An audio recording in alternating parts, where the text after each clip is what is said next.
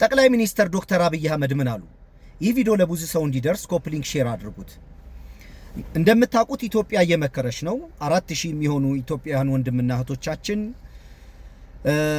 ስለ ኢትዮጵያ እድል ፋንታ እየመከሩ ነው። ግን ክቡር ጠቅላይ ሚኒስትር ዶክተር አብይ አህመድ ምን አሉ? በዛን ጊዜ የመክፈቻ ንግግር ሰምታችኋል። ሌላን ሰው አርነት የሚያወጣ ሐሳብ ከናንተ ከመፍለቁ በፊት ከነገሩ ምን መሆን አለባችሁ? እናንተ አርነት መውጣት አለባችሁ። ከናንተ ስሜት ጥላቻ ከተያዛችሁበት ችግር ይልቅ ለቀጣይ ትውልድ ለሀገር ግንባታ የሚሆን ሐሳብ አምጡ።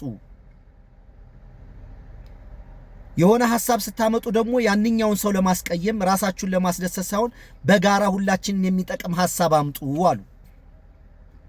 እንዲያውም ይሄን ምክክር እስክትጨርሱ ድረስ በማህበራዊ ሚዲያ አትዩ፣ ፌስቡክ አትመልከቱ፣ ቲክቶክ አትመልከቱ ተብሎ በቃ ወርደው ልክ እንደ ሕፃን ልጅ የሚሆን ምክር ተመከራችኋል። ስለዚህ ወደ ምክክር መግባት ያለበት ሰው መጀመሪያ አርነት የወጣ ሰው መሆን አለበት። እኛ መጀመሪያ ከነገሩ አርነት ሳንወጣ በምን ጉዳይ ነው እንደገና ለሌሎች ሰዎች አርነት የሚያወጣ ድምጽ ማምጣት የምንችለው? ስለዚህ አሁንም ማህበራዊ ሚዲያ ላይ ግርግር የምትፈጥሩ ሁካታ የምታመጡ እንዲህ ብለዋል፣ እንዲህ ተብለዋል፣ እንዲህ ተባለ፣ እንዲህ ተፈጸመ ምናምን ከማለታችሁ ይልቅ ነገሮች ተጠቅልለው ውሳኔ እስከሚያገኙ ድረስ ለምንድን ነው ትዕግስት ያጣ ነው? የሆነም ነገር ለማለት እኮ ነገሩ ማለቅ አለበት። ግን ዞሮ ምንድነው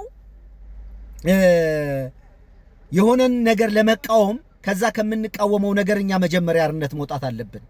ስለዚህ እስቲ ለማንኛውም የዚህን ወንድም ንግግር የአንድ ደቂቃ ከምናምን ነች ሙሉን ሰምተን ባህላል ኦሮሞኛ የሚባል ቋንቋ ባህል አለ። ኦሮሞ የሚባል ግን ሰው የለም። ትግሬ የሚባል ሰው የለም። አማራ የሚባል ሰው የለም።